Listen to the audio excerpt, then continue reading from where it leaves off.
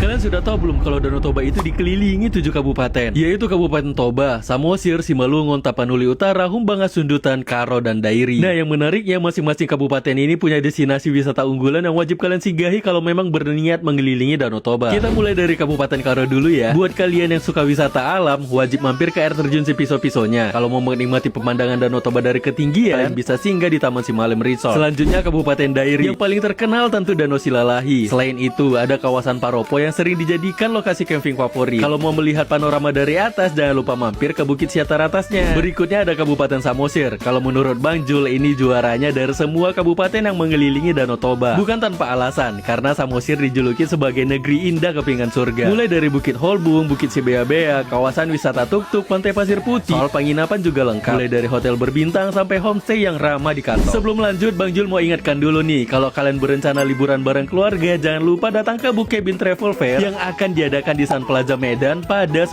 sampai dengan 21 Juni 2026. Di sana ada banyak promo menarik, mulai dari tiket pesawat promo, cashback, sampai kesempatan mendapatkan tiket liburan gratis. Jadi catat tanggalnya dan jangan sampai kelewatan ya. Oke, lanjut ke Kabupaten Humbangas Sundutan. Jujur aja, Bang Jul belum terlalu banyak mengeksplor daerah ini. Tapi setiap kali lewat selalu menyempatkan diri singgah ke hutan pinus si Pinsur. Ada deretan pohon pinus dan view-nya itu juga langsung Danau Toba. Nah, gak jauh dari Humbas ada nih Kabupaten Tapanuli Utara. Di sini kalian bisa mengunjungi Huta Ginjal, salah satu spot terbaik menikmati panorama Danau Toba dari ketinggian. Dari kawasan ini juga kalian bisa turun ke daerah Muara, lalu menyeberang langsung menuju Samosir. Kalau menurut Bang Jul, setelah Samosir, Kabupaten Toba menjadi daerah favorit kedua di kawasan Danau Toba. Dan salah satu destinasi wajib yang dikunjungi adalah Desa Mean. Dan kalau ingin melihat Danau Toba dari ketinggian, itu bisa lihat Balige dari atas, kalian bisa mampir ke Bukit Sibodiala. Dan yang terakhir ada Kabupaten Simalungun. Ini mungkin menjadi daerah yang paling sering disinggahi wisatawan. Alasannya sederhana, karena disinilah terdapat Parapat yang berada di jalur lintas Sumatera Utara. Selain itu, Simalungun juga memiliki banyak destinasi wisata menarik. Salah satunya yang cukup unik adalah Pantai Salbek, tempat yang sering dijuluki sebagai pantai berombak di tepi Danau Toba.